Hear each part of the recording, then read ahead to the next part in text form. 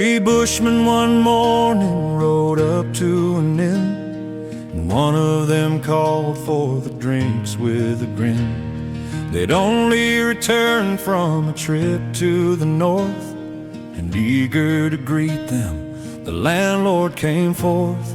He absently poured out a glass of 3-star and set down that drink with the rest on the bar. "There, that is for Harry," he said, "and it's queer.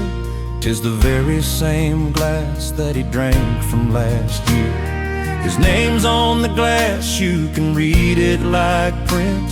He scratched it himself with an old piece of flint. I remember his drink, it was always 3-star, and the landlord looked down through the door of the bar. He looked at the horses and counted but 3. You were always together, where's Harry?" cried he. Oh, sadly they looked at the glass as they said, "You may put it away, for our old mate is dead." But one gazing out o'er the ridges afar said, "We owe him a shout, leave the glass on the bar." They thought of the faraway grave on the plain. They thought of the comrade who came not again. They lifted their glasses and sadly they said, "We drink to the name of the mate who is dead." And the sunlight streamed in, and a light like a star seemed to glow in the depth of the glass on the bar. And still in that shanty a tumbler is seen. It stands by the clock, ever polished and clean.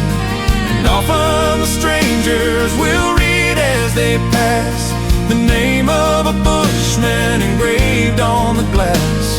And though on the shelf but a dozen there are, that glass never stands with the rest on the bar.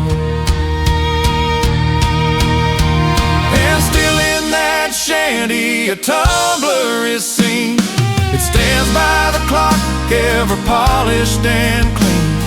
And often the strangers will read as they pass the name of a bushman engraved on the glass.